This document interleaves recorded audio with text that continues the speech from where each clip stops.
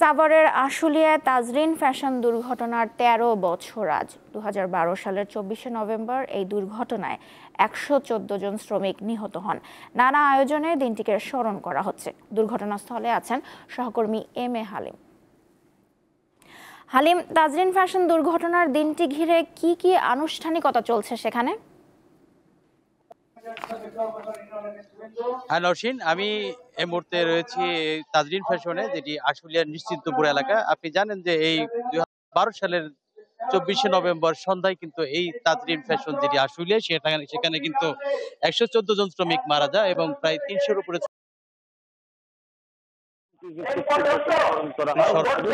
আজও কিন্তু সকালবেলা থেকে কিন্তু এই তাজরিন ফ্যাশনের সামনে কিন্তু বিভিন্ন শ্রমিক সংগঠন এবং সেই সাথে যারা এখানে আহত শ্রমিকরা আছে তারাও কিন্তু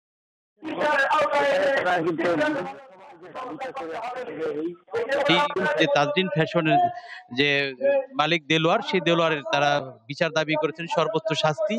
আপনি জানেন যে এই বিষয়টি নিয়ে কিন্তু আদালতে মামলার প্রক্রিয়াধীন রয়েছে এবং সেই সাথে শ্রমিকরা বিভিন্ন দাবি করে আসছিলেন এই তাজরিন ফ্যাশন যে ভবনটি রয়েছে এখানে যাতে শ্রমিকদের পুনর্বাসন করা হয়। সব মিলিয়ে কিন্তু আমরা দেখতে পেয়েছি যে আজকে এই যে তাজরিন ফ্যাশনের যে মূল যে ভবনটি তার ভিতরে কিন্তু এবার এই যে ২৪শে নভেম্বরের যে তাজরিন ট্র্যাজেডি দিবসটি সেটি পালিত হচ্ছে। এর আগে আমরা দেখতে পেয়েছি প্রত্যেক বছরই এই তাজরিন ফ্যাশনের যে মূল ভবনের ফটকটি সেটি বন্ধ ছিল এবং শ্রমিকরাও কিন্তু এই ভবনটিকে বারবার কিন্তু তারা এই খুলে দেওয়ার দাবি করছিলেন।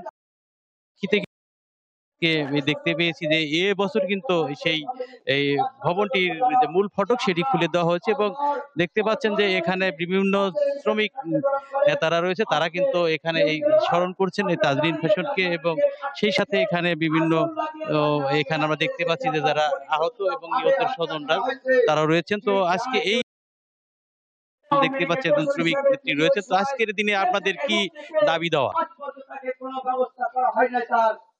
আমি সুমাইয়া ইসলাম, বাংলাদেশ গার্মেন্টস অ্যাসোসিয়েশন ফেডারেশনের কেন্দ্রীয় জেনারেল সেক্রেটারি। এবং দাবি দেওয়াটা কি আজকে শ্রমিক নেত্রী? আজকে তাজরিনের শ্রমিকের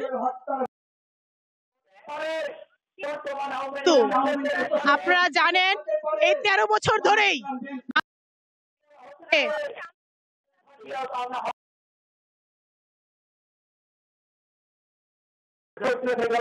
আমরা হতে চাই এই বিষয় আমাদের আগামী ১ বছরের মধ্যে তারা রয়েছে, তারা কিন্তু সকাল থেকেই ফুলে কিন্তু এই তাজরিন ফ্যাশনের যে ভবনটির সামনে সেখানে শ্রদ্ধা নিবেদন করেছেন নিহতদের প্রতি। সব মিলিয়ে এই ছিল আমার কাছ থেকে এই তাজরিন ফ্যাশনের সর্বশেষ। হালিম, আপনাকে ধন্যবাদ।